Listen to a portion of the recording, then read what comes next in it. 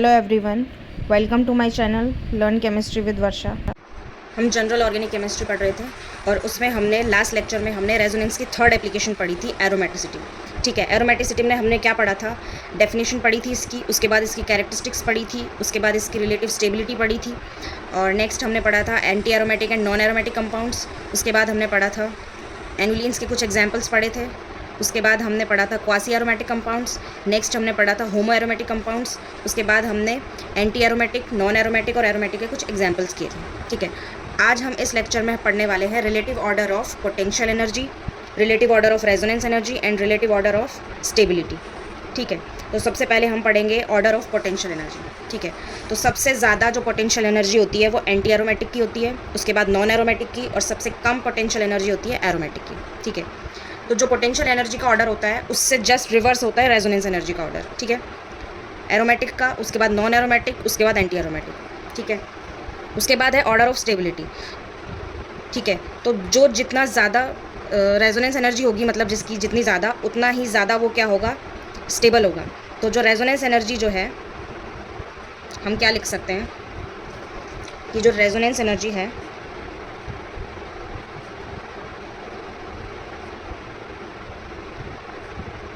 Is directly proportional to, क्या बोल सकते हैं हम? स्टेबिलिटी, और inversely proportional to potential energy. ठीक है, नेक्स्ट क्या है? Written in memory. ठीक है, इसमें फर्स्ट पॉइंट क्या है? Smaller rings are more stable and more aromatic than larger rings.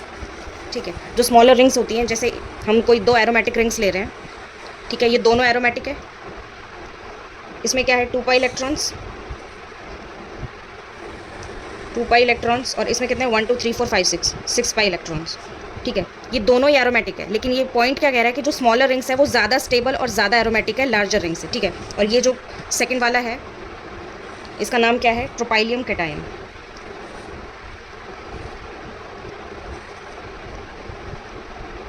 ट्रोपाइलियम cation. ठीक है, इसी तरह से मतलब अगर स्टेबिलिटी का ऑर्डर ये है तो एरोमेटिसिटी का ऑर्डर भी यही होगा, क्योंकि stability is directly proportional to aromaticity. हम क्या कह सकते हैं? Stability is directly proportional to aromaticity. ठीक है, नेक्स्ट पॉइंट क्या है? Second point, smaller rings are more anti aromatic than larger rings. अब जैसे ये है, ये एग्जांपल है, इसमें क्या है? 1 2 3 4 4 pi electrons, anti aromatic. 1 2 3 4 5 6 7 8 pi electrons, anti aromatic, क्योंकि ये 4 एंड पाई इलेक्ट्रॉन्स को फॉलो कर रहा है। ठीक है, तो ये दोनों एंटी एरोमेटिक है, लेकिन हमारा क्वेश्चन क्या है कि इन दोनों में से ज़्यादा एंटी एरोमेटिक कौन सा है? तो ये पॉइंट क्या कह रहा है कि smaller rings are more anti aromatic than larger rings. इसका मतलब क्या है कि इन दोनों का अगर हम ऑर्डर निकालते हैं तो ये वाला ज़्यादा एंटी एरोमेटिक है। ठीक है, और स्टेबिलिटी क्या होगी? स्टेबिलिटी इसकी रिवर्स हो जाएगी। क्यों हो जाएगी?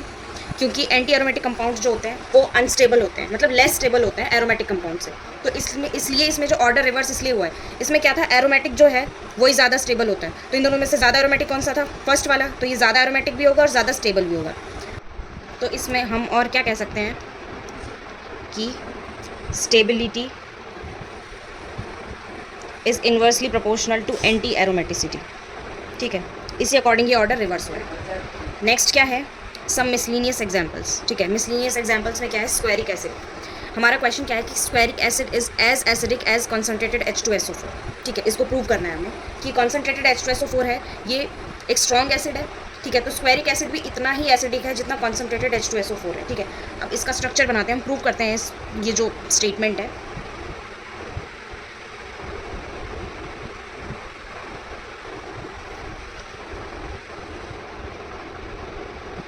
ये स्क्वेरिक एसिड है, यहाँ पे OH और यहाँ पे OH। ठीक है, ये स्ट्रक्चर है स्क्वेरिक एसिड का।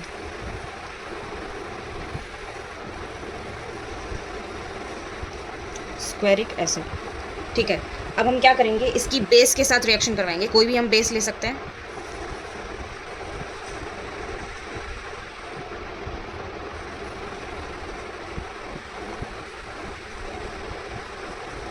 बेस लेंगे तो क्या होगा? इन दोनों में से जो H पॉजिटिव है वो बाहर निकल जाएगा, यहाँ से H पॉजिटिव बाहर निकल जाएगा और यहाँ से निकल जाएगा। ठीक है, तो स्ट्रक्चर क्या बन जाएगा? O नेगेटिव, यहाँ पे O नेगेटिव और यहाँ पे double bond O, double bond O। ठीक है, ये रिएक्शन हो गई। अब हम क्या करेंगे, इसका नाम लिख देते हैं पहले। इसकी नेमिंग क्या है, डाई एनायन, क्योंकि यहाँ पे एक ये माइनस चार्ज है, एक यहाँ पे माइनस चार्ज है, तो हम इसको क्या बोल सकते हैं, die anion of squaric acid. ठीक है, अब हम क्या करेंगे, इसका रेजोनेटिव स्ट्रक्चर बनाएंगे। ठीक है, तो इसमें रेजोनेंस किस तरीके से होता है, रेजोनेंस होता है इसमें 180 डिग्री पे। जैसे ये वाला जो नेगेटिव चार्ज है ये यहाँ पे रेजोनेट करेगा, यहाँ से यहाँ, और जो ये वाला नेगेटिव चार्ज है ये यहाँ से यहाँ रेजोनेट करेगा, मतलब 180 डिग्री के एंगल पे ये रेजोनेंस करेंगे। ठीक है, अब हम इसका रेजोनेटिंग स्ट्रक्चर बनाते हैं। सबसे पहले हम क्या दिखाएंगे, ये वाला जो नेगेटिव चार्ज है ये रेजोनेंस करेगा, ये नेगेटिव चार्ज यहाँ आएगा, ये डबल बॉन्ड टूट के यहाँ आएगा, और ये इलेक्ट्रॉन, ये पाई बॉन्ड टूट के यहाँ जाएगा। ठीक है, अब इसका रेजोनेटिंग स्ट्रक्चर क्या बनेगा, ये यहाँ से यहाँ गया, यहाँ पे डबल बॉन्ड O, ये यहाँ से आया, यहाँ डबल बॉन्ड, और उसके बाद यहाँ नेगेटिव चार्ज, और ये इसमें कोई चेंज नहीं हुआ, ये एज इट इज़। ठीक है, ये इसका रेजोनेटिंग स्ट्रक्चर बन गया। अब नेक्स्ट क्या होगा, दूसरा रेजोनेटिंग स्ट्रक्चर बनाएंगे हम। ये वाला चार्ज मूव करेगा, ठीक है, ये नेगेटिव चार्ज यहाँ से यहाँ, ये डबल बॉन्ड टूट के यहाँ से यहाँ जाएगा, और ये पाई बॉन्ड टूट के यहाँ ऑक्सीजन के पास जाएगा। तो इसका रेजोनेटिंग स्ट्रक्चर क्या बनेगा, ये डबल बॉन्ड यहाँ से यहाँ गया है, ये नेगेटिव चार्ज, ये यहाँ से डबल बॉन्ड O, यहाँ पे कोई चेंज नहीं आया, और यहाँ पे भी कोई चेंज नहीं आया।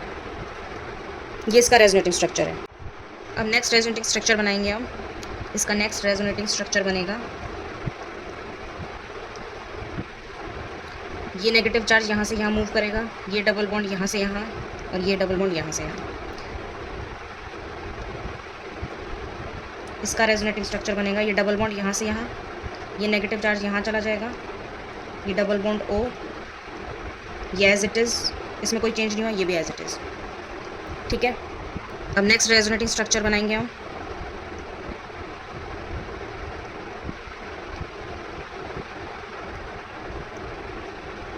ये वाला नेगेटिव चार्ज यहाँ से यहाँ, ये यहाँ से यहाँ, और ये यहाँ से यहाँ, ये यहाँ, ये डबल बॉन्ड O, ये O नेगेटिव, और इन दोनों में कोई चेंज नहीं आया है, डबल बॉन्ड O और ये O नेगेटिव। ठीक है, अब नेक्स्ट पेज पे हम क्या बनाते हैं, इसका रेजोनेंस हाइब्रिड। ठीक है, रेजोनेंस हाइब्रिड कैसे बनेगा इसका, ये ऐसे O, चारों तरफ O लग जाएंगे, और यहाँ बीच में क्या हो रहा है, नेगेटिव चार्ज स्प्रेड हो रहा है,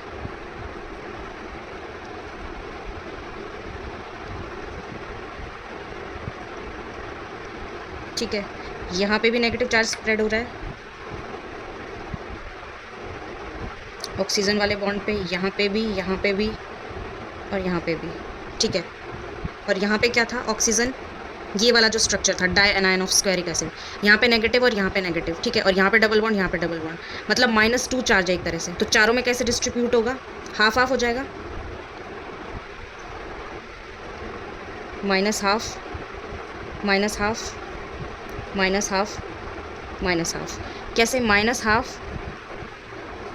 प्लस -12 प्लस -12 प्लस -12, तो इन सबको ऐड करेंगे तो -2 हो जाएगा। ठीक है, तो इसको हम क्या बोल सकते हैं, रेजोनेंस हाइब्रिड ऑफ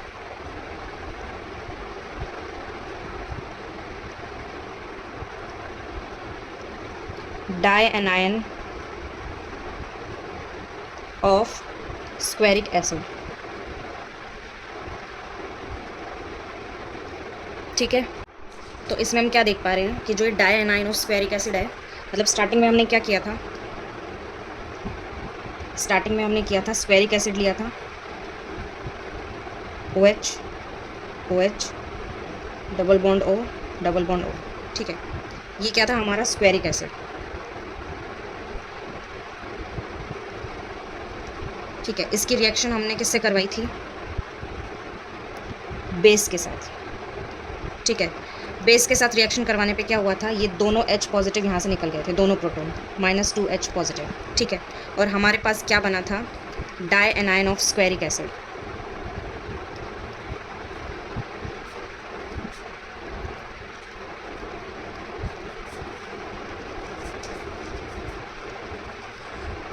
हमारे पास क्या बना था, die anion of squaric acid, ठीक है। ये डाई एनायन बना था। उसके बाद हमने क्या देखा था कि जो ये 6 पाई इलेक्ट्रॉन्स है, इसमें 6 पाई इलेक्ट्रॉन्स कौन से वाले हैं, 2 तो ये नेगेटिव चार्ज वाले, 2 ये और 2 ये, 1 2 3 4 5 6, मतलब 6 पाई इलेक्ट्रॉन्स डीलोकलाइज हो रहे हैं, ठीक है। और ऐसे ही इस तरफ अगर हम देखेंगे, यहाँ पे 2, ये 2 और ये 2, 180 डिग्री पे ये भी रेजोनेंस कर रहे हैं, 180 डिग्री पे ये भी रेजोनेंस कर रहे हैं, मतलब डीलोकलाइजेशन कर रहे हैं। तो मतलब क्या हुआ कि एरोमेटिक हो गया, die anion of squaric acid. इसका मतलब ये क्या हो गया, स्टेबल हो गया। तो मतलब जैसे जैसे हम इसकी बेस से रिएक्शन करवाएंगे तो यहाँ पे क्या होगा, जो एरोमेटिक नेचर है वो इंक्रीज होगा, एरोमेटिक नेचर इंक्रीज, ठीक है। और एरोमेटिक नेचर इंक्रीज हो रहा है तो क्या होगा, स्टेबिलिटी इंक्रीज होगी, क्योंकि एरोमेटिसिटी जो है वो डायरेक्टली प्रोपोर्शनल होती है स्टेबिलिटी के। तो ये क्या होगा, स्टेबिलिटी इंक्रीज होगी। और अगर स्टेबिलिटी इंक्रीज होगी तो इसका मतलब क्या है कि जो स्क्वेरिक एसिड है इसकी एसिडिक स्ट्रेंथ इंक्रीज होगी।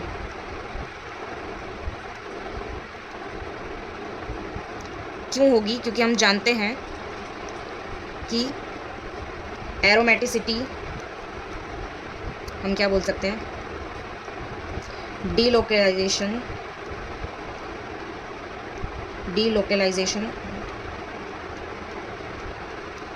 is directly proportional to resonance, is directly proportional to aromaticity, is directly proportional to stability, is directly proportional to acidic strength। मतलब ये सारे इंटर रिलेटेड है। मतलब जितना ज़्यादा डीलोकलाइजेशन होगा, यहाँ पे डीलोकलाइजेशन हो रहा है 180 डिग्री पे, ठीक है, उतना ही ज़्यादा हम रेजोनेंस बोलेंगे उसको, कि उसमें उतना ही ज़्यादा रेजोनेंस होगा। और जितना ज़्यादा रेजोनेंस होगा उतनी ज़्यादा रेजोनेंस एनर्जी निकलेगी, और उतनी ज़्यादा एरोमेटिसिटी होगी, और उतनी ज़्यादा स्टेबिलिटी होगी, और उतनी ज़्यादा एसिडिक स्ट्रेंथ होगी। तो हमारा क्वेश्चन जो था, squaric acid is as acidic as concentrated H2SO4, ये प्रूव हो गया। मिसलिनियस एग्जाम्पल्स में नेक्स्ट एग्जाम्पल क्या है हमारा, एजुलिन, ठीक है। तो एजुलिन जो है वो एरोमेटिक है, ये कैसे एरोमेटिक है ये प्रूव करना है हमें। तो सबसे पहले इसका स्ट्रक्चर पता होना चाहिए। तो एजुलिन से पहले हमने एक पढ़ा था पेंटालिन, और एक पढ़ा था हेप्टालिन, ठीक है। पेंटालिन क्या था,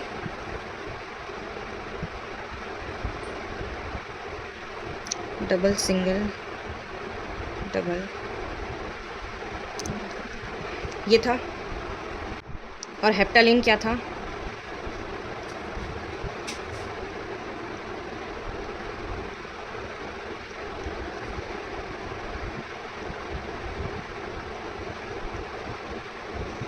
ये था, ठीक है। इसमें क्या था, 2 5 मेंबर्ड रिंग,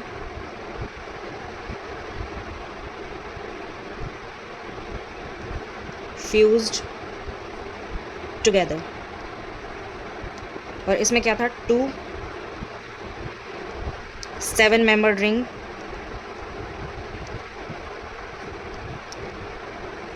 फ्यूज्ड टुगेदर, ठीक है। और हमने क्या देखा था इसमें कि दोनों ही नॉन प्लेनर थे,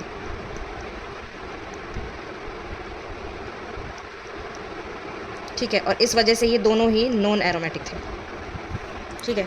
इसमें कितने इलेक्ट्रॉन्स थे, 1 2 3 4 5 6 7 8 पाई इलेक्ट्रॉन्स थे इसमें।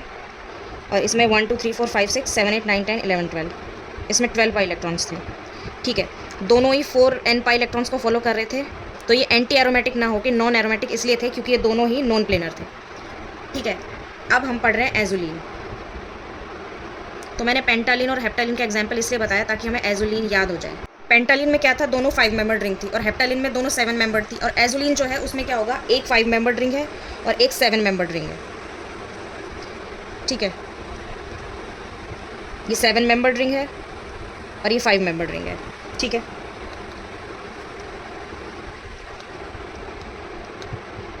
ये है एजुलिन, ठीक है। इसको हम क्या बोलेंगे? Polar hydrocarbon, polar hydrocarbon. Hydrocarbon क्यों बोलेंगे? क्योंकि इसमें कार्बन और हाइड्रोजन है। और पोलर क्यों बोलेंगे? क्योंकि इसमें पोल्स क्रिएट होंगे। वो कैसे होंगे? हम इसका रेजोनेटिंग स्ट्रक्चर बनाएंगे, उससे हमें पता चलेगा। जैसे हम ये बनाते हैं इसका रेजोनेटिंग स्ट्रक्चर, ये इलेक्ट्रॉन्स यहाँ से यहाँ, ये इलेक्ट्रॉन्स यहाँ से यहाँ, और ये इलेक्ट्रॉन्स यहाँ से यहाँ। इसका रेजोनेटिंग स्ट्रक्चर क्या बनेगा? ये 7 मेंबर्ड रिंग है और ये 5 मेंबर्ड रिंग है। इसमें क्या है? ये इलेक्ट्रॉन्स यहाँ से यहाँ गए हैं, इसका मतलब यहाँ पे पॉजिटिव चार्ज है, यहाँ पे डबल बॉन्ड, ये डबल बॉन्ड टूट के यहाँ चला गया, ये यहाँ चला गया, ठीक है। ये बॉन्ड जो है ये एज इट इज़ है, इनमें कोई डिस्टर्बेंस नहीं हुआ है, ठीक है। तो क्या हो रहा है? यहाँ पे पोल्स क्रिएट हो रहे हैं, यहाँ पे पॉजिटिव चार्ज है, यहाँ पे नेगेटिव चार्ज है, इसलिए इसको पोलर हाइड्रोकार्बन बोला है, ठीक है। अब हम क्या देख रहे हैं कि ये एरोमेटिक कैसे है। सबसे पहले हम इधर का काउंट करते हैं, 1 2 3 4 5 6। ये एक तरह से ट्रोपाइलियम कैटायन हो गया, 6 पाई इलेक्ट्रॉन्स, ठीक है। प्लेनर, साइक्लिक, और ये इलेक्ट्रॉन्स कैसे हैं? डिलोकलाइज्ड। तो ये क्या हो गया? एरोमेटिक, ठीक है। अब दूसरी रिंग की बात करते हैं हम, ये वाली रिंग 1 2 3 4 5 6, इसमें भी 6 पाई इलेक्ट्रॉन्स हैं, ठीक है। प्लेनर है, साइक्लिक है, और ये इलेक्ट्रॉन्स कैसे हैं? डिलोकलाइज्ड। तो ये भी क्या हो गया? एरोमेटिक। ये तो ट्रोपाइलियम कैटायन जैसा दिख रहा है, और ये साइक्लोपेंटाडाइनिल कैटायन एनायन जैसा दिख रहा है। मतलब हम इसको, ये फर्स्ट रिंग है और ये सेकंड रिंग है, ठीक है। फर्स्ट रिंग तो क्या है? ट्रोपाइलियम कैटायन,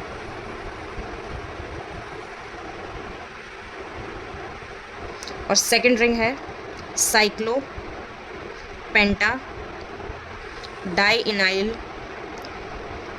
एनायन। तो ये दोनों रिंग जो है ये सेपरेटली क्या है? Aromatic.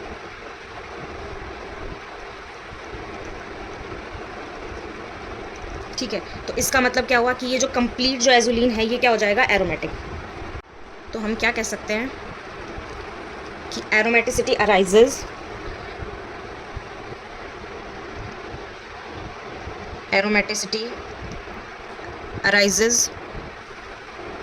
Because of charge separation,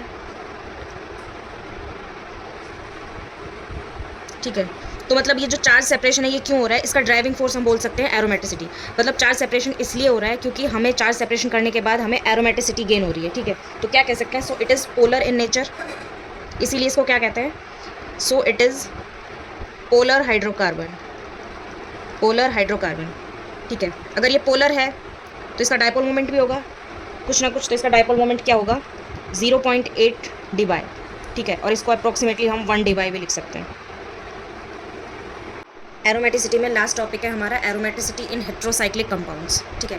heterocyclic compounds जो है इसमें हम क्या देख पा रहे हैं कि इसमें हेट्रो एटम होता है। हेट्रो एटम मतलब other than carbon and hydrogen. तो हम एक बार क्लासिफिकेशन कर लेते हैं एरोमेटिसिटी।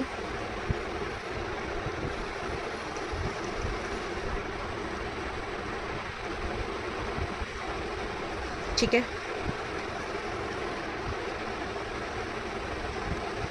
एरोमेटिसिटी में हम ये 2 कैटेगरीज पढ़ी है हमने। फर्स्ट है बेंजीनॉइड कंपाउंड्स,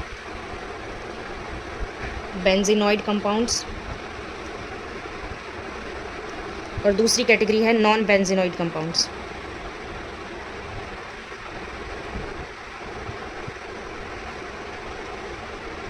ठीक है, बेंजीनॉइड कंपाउंड्स क्या थे? जिनमें बेंजीन रिंग होती है। जैसे हमने लिया था ये बेंजीन रिंग है, ठीक है। उसके बाद हमने क्या लिया था? Naphthalene ring. उसके बाद क्या है? Phenanthrene ring.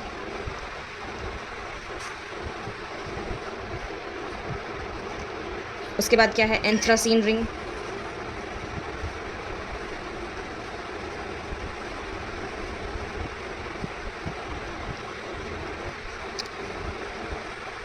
ये फर्स्ट क्या है? बेंजीन। ये है नेफ्थलीन। और ये है फिनेंथ्रीन, और लास्ट है एंथ्रासीन। तो इसको बेंजीनॉइड कंपाउंड्स क्यों कहा गया है? क्योंकि इसमें सब में बेंजीन रिंग है, मतलब इनका जो मेन जो बेसिक यूनिट है वो है बेंजीन। ये 2 बेंजीन रिंग है, इसमें 3 है, इसमें भी 3 है, ठीक है। और दूसरा है नॉन बेंजीनॉइड कंपाउंड्स, ठीक है। और इसको हम और क्या कह सकते हैं? और हेट्रोसाइक्लिक कंपाउंड्स।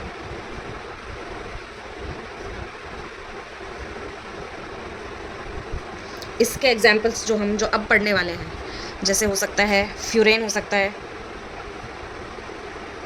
यहाँ पे ऑक्सीजन, ये हो जाएगा फ्यूरेन, या फिर थायोफीन हो सकता है, या फिर हो सकता है पायरोल हो सकता है, या फिर पिरिडीन हो सकता है। मतलब नॉन बेंजीनॉइड में क्या है कि जो हेट्रो एटम जो है वो क्या हो सकता है? ऑक्सीजन, नाइट्रोजन, ऑक्सीजन, नाइट्रोजन, या फिर सल्फर हो सकता है। तो इसी तरह से हम पढ़ रहे हैं एरोमेटिसिटी इन हेट्रोसाइक्लिक कंपाउंड्स, ठीक है। इसमें सबसे पहले हम पढ़ेंगे order of resonance energy. Resonance energy का ऑर्डर क्या होगा? सबसे पहले पायरोल, उसके बाद थायोफीन, और उसके बाद फ्यूरेन। और वही ऑर्डर क्या होगा एरोमेटिसिटी का, क्योंकि रेजोनेंस एनर्जी और एरोमेटिसिटी जो होते हैं वो डायरेक्टली प्रोपोर्शनल होते हैं। Resonance energy is directly proportional to aromaticity, ठीक है। अब इसका रीज़न क्या है? इस ऑर्डर का रीज़न है oxygen higher electronegative atom reduces electron delocalization making furan the least aromatic. मतलब क्या है कि जो सल्फ़र है, नाइट्रोजन है और ऑक्सीजन है, इनमें से सबसे ज़्यादा इलेक्ट्रोनेगेटिव है ऑक्सीजन। तो मतलब ये अपना इलेक्ट्रॉन इजीली नहीं देगा डीलोकलाइजेशन के लिए, ठीक है। मतलब सब में 6 पाई इलेक्ट्रॉन्स है, वैसे सारे एरोमेटिक है। जैसे ये 6 पाई इलेक्ट्रॉन्स है, ये भी 6 पाई इलेक्ट्रॉन्स है, और ये भी 6 पाई इलेक्ट्रॉन्स है, ठीक है। सारे प्लेनर हैं, सभी को हम प्लेनर बोल सकते हैं, ठीक है। सारे 6 पाई इलेक्ट्रॉन्स जो हैं वो डीलोकलाइज्ड हैं, और सभी कैसे हैं? साइक्लिक हैं, ठीक है। और सभी एटम जो है वो sp2 हाइब्रिडाइज्ड है। तो सारी कंडीशंस फॉलो हो रही हैं, लेकिन इसमें क्या है? एरोमेटिसिटी जो होगी वो डिफरेंट होगी, सब में सेम एरोमेटिसिटी नहीं होगी, मतलब रेजोनेंस एनर्जी सबकी अलग अलग होगी। तो इसमें क्या है कि जो ऑक्सीजन है वो सबसे ज़्यादा इलेक्ट्रोनेगेटिव एटम है, तो ये अपना इलेक्ट्रॉन ईजिली नहीं देगा डीलोकलाइजेशन के लिए, तो इसलिए ये लीस्ट एरोमेटिक हो गया, ठीक है। सेकंड पॉइंट क्या है? Nitrogens lone pair participates in conjugation enhancing aromaticity.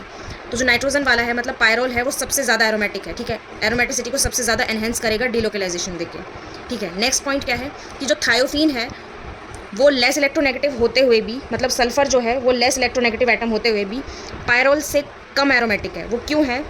इसका रीज़न है thiophene is less aromatic than pyrrole because the larger size of sulphur atom, क्योंकि थर्ड पीरियड का एलिमेंट है और नाइट्रोजन जो है वो सेकंड पीरियड का है, ठीक है। Larger size of sulphur atom in thiophene compound in thiopene compared to nitrogen in pyrrole and oxygen in furane affects the overlapping of orbitals। मतलब कि जो सल्फर के जो ऑर्बिटल्स हैं वो कार्बन के जो p ऑर्बिटल है उससे इजीली मतलब अच्छे से ओवरलैप नहीं कर पाएंगे, इस वजह से इसकी एरोमेटिसिटी पायरोल से कम है। कि हम कुछ मिसलीनियस एग्जांपल्स करते हैं, ठीक है। इन एग्जांपल्स को सॉल्व करने से पहले हम इसका कॉन्सेप्ट सीखते हैं कि इसका कॉन्सेप्ट क्या है, ठीक है। तो हमारे पास ये क्या है? 6 मेंबर्ड रिंग है, कहीं पे 5 मेंबर्ड रिंग है, और इसमें क्या है? हेट्रो एटम लगा हुआ है, कहीं पे सल्फर लगा हुआ है, कहीं पे नाइट्रोजन और कहीं पे ऑक्सीजन लगा हुआ है। तो इसका कॉन्सेप्ट पहले हम बनाते हैं। कॉन्सेप्ट क्या है? फर्स्ट पॉइंट क्या है? इन सब में 2-2 हेट्रो एटम है, तो हम पहले बोल देते हैं hetero atom 1, hetero atom first और hetero atom second.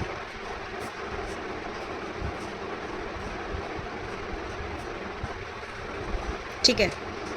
Hetero atom first जो है वो अगर सेकंड पीरियड का है फॉर एग्जांपल, ठीक है, और दूसरा वाला है वो भी सेकंड पीरियड का है। एग्जांपल जैसे हम ले सकते हैं ऑक्सीजन है, मतलब दोनों ही सेकंड पीरियड के हैं, दोनों के पास लोन पेयर है, both have lone pair of electrons.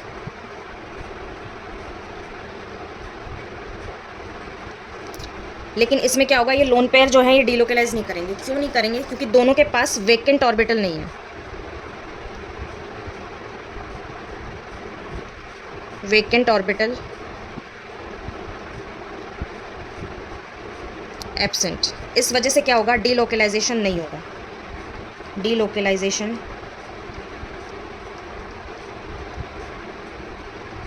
Absent.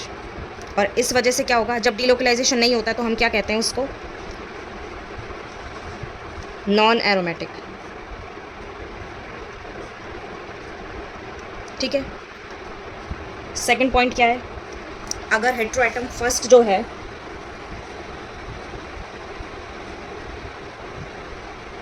First और हेट्रोएटम सेकंड,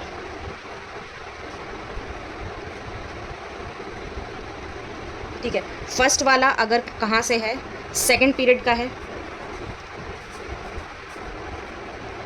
और हेट्रोएटम सेकंड जो है वो थर्ड पीरियड का है। ठीक है। एग्जाम्पल हम ले सकते हैं ऑक्सीजन और सल्फर। ठीक है, both have lone pair of electrons,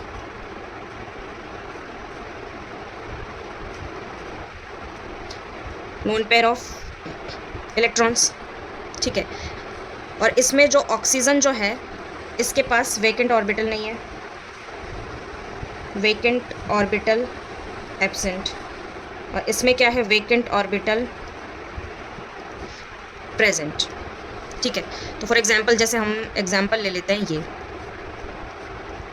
ये सल्फ़र है, ये ऑक्सीजन है, और यहाँ पे डबल बॉन्ड, यहाँ पे डबल बॉन्ड। ठीक है, तो हम क्या देख पा रहे हैं कि जो ऑक्सीजन के 4 इलेक्ट्रॉन्स तो ये हो गए, 1 2 3 4 पाई इलेक्ट्रॉन्स। अब इसमें हमें काउंट करना है या नहीं करना है, इसमें क्या है, इसके 2 इलेक्ट्रॉन्स काउंट होंगे लेकिन इसके नहीं होंगे, क्योंकि ये वाले जो 2 इलेक्ट्रॉन है ये तो इसके वेकेंट ऑर्बिटल में डिलोकलाइज हो जाएंगे, लेकिन इसके जो 2 इलेक्ट्रॉन्स हैं वो इसके ऑर्बिटल में जो हैं वो डिलोकलाइज नहीं हो पाएंगे, क्योंकि इसके पास वेकेंट ऑर्बिटल नहीं है। तो हम सिर्फ ऑक्सीजन के इलेक्ट्रॉन्स काउंट करेंगे। तो 1 2 3 4 5 6 कितने हो गए, 6 पाई इलेक्ट्रॉन्स। इसका मतलब ये क्या हो जाएगा, एरोमेटिक। नेक्स्ट पॉइंट क्या है, थर्ड पॉइंट क्या है, हेट्रोएटम 1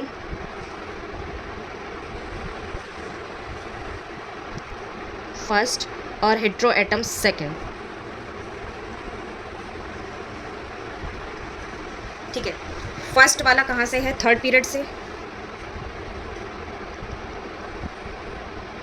और ये भी कहाँ से है, थर्ड पीरियड से। दोनों के पास ही लोन पेयर ऑफ इलेक्ट्रॉन्स है। एग्जाम्पल ले लेते हैं हम, दोनों ही सल्फर है। ठीक है, both have lone pair of electrons. ठीक है, तो हम क्या कह सकते हैं, और दोनों के पास ही क्या है, वेकेंट ऑर्बिटल भी है, क्योंकि थर्ड पीरियड के एलिमेंट है दोनों, वेकेंट डी ऑर्बिटल प्रेजेंट है दोनों के पास। और क्या बोल सकते हैं हम, अब वेकेंट ऑर्बिटल प्रेजेंट है तो डिलोकलाइजेशन भी होगा दोनों में। ठीक है, तो इसका मतलब जैसे हम एक रफ एग्जांपल ले लेते हैं, ये है जैसे, तो 1 2 3 4 पाई इलेक्ट्रॉन्स तो हमने काउंट कर ही रखे हैं पहले से। ठीक है, अब इन दोनों में देखना है, इसके लोन पेयर ऑफ इलेक्ट्रॉन्स इसके डी ऑर्बिटल में डिलोकलाइज होंगे, और इसके लोन पेयर इलेक्ट्रॉन्स इसके डी ऑर्बिटल में, तो दोनों के काउंट होंगे तो 1 2 3 4 5 6 7 8, मतलब 8 पाई इलेक्ट्रॉन्स। तो ये क्या हो गया, 4 n पाई इलेक्ट्रॉन्स को फॉलो कर रहा है। इसका मतलब ये क्या हो जाएगा, एंटी एरोमेटिक। ठीक है, तो इन 3 पॉइंट्स को ध्यान में रखते हुए हमें ये क्वेश्चन सॉल्व करना है। ठीक है, इसमें हमें क्या बताना है, एरोमेटिक, एंटी एरोमेटिक और नॉन एरोमेटिक। फर्स्ट एग्जांपल, ये 4 इलेक्ट्रॉन्स तो सब में, जैसे इसमें तो है ही नहीं, तो ये तो इसमें तो इनको देखने की ज़रूरत ही नहीं है, क्योंकि इसमें यहाँ पर डबल बॉन्ड है ही नहीं, कॉन्जुगेशन ही नहीं है, इसमें क्या है, कॉन्जुगेशन ही एब्सेंट है। तो इसका मतलब ये क्या हो गया, नॉन एरोमेटिक। ठीक है, नेक्स्ट एग्जांपल, इसमें कॉन्जुगेशन है। अब हम इन दोनों को देखते हैं, ये कौन से पीरियड का है, सेकंड पीरियड का, ये भी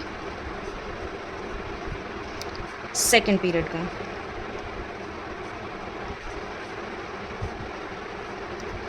ठीक है, तो इसका मतलब ये क्या होगा, 1 2 3 4 4 इलेक्ट्रॉन्स होंगे इसमें, और ये भी सेकंड पीरियड, ये भी सेकंड पीरियड, तो डिलोकलाइजेशन एब्सेंट हो जाएगा, मतलब फर्स्ट पॉइंट वाला केस है ये, तो ये क्या हो जाएगा, नॉन एरोमेटिक। नेक्स्ट क्वेश्चन, इसमें क्या है, कॉन्जुगेशन प्रेजेंट है, और ये कौन सा है, थर्ड पीरियड का एलिमेंट है, और ये भी थर्ड पीरियड का एलिमेंट है, तो कितने इलेक्ट्रॉन्स हो जाएंगे, मतलब ये थर्ड पॉइंट वाला केस है, ये वाला। ये वाला केस है ये, इसका मतलब इसमें सारे इलेक्ट्रॉन्स काउंट होंगे 1 2 3 4 5 6 7 8 पाई इलेक्ट्रॉन्स। इसका मतलब ये क्या हो जाएगा, anti aromatic. Next example, conjugation present है, इसका मतलब हम ये देख सकते हैं हम, ये कौन सा है, थर्ड पीरियड, और ये कौन सा है, सेकंड पीरियड। मतलब ये सेकंड पॉइंट वाला केस है, ये वाला, तो ये क्या होगा, एरोमेटिक। मतलब 1 2 3 4 और 5 6 ये वाले इलेक्ट्रॉन्स काउंट होंगे, क्योंकि ये इसके डी ऑर्बिटल में डिलोकलाइज होंगे। 6 pi electrons, aromatic. Next example, इसमें कॉन्जुगेशन प्रेजेंट है। अब हम देखते हैं ये कौन सा है, थर्ड पीरियड का, और ये सेकंड पीरियड का। तो ये कौन से पॉइंट वाला केस है, सेकंड वाला, सेकंड और थर्ड पीरियड। इसका मतलब ये क्या हो जाएगा, एरोमेटिक, एरोमेटिक। ठीक है, अब ये देखते हैं इसमें क्या है, 2 इलेक्ट्रॉन्स तो ये हो गए, और ये थर्ड पीरियड का है।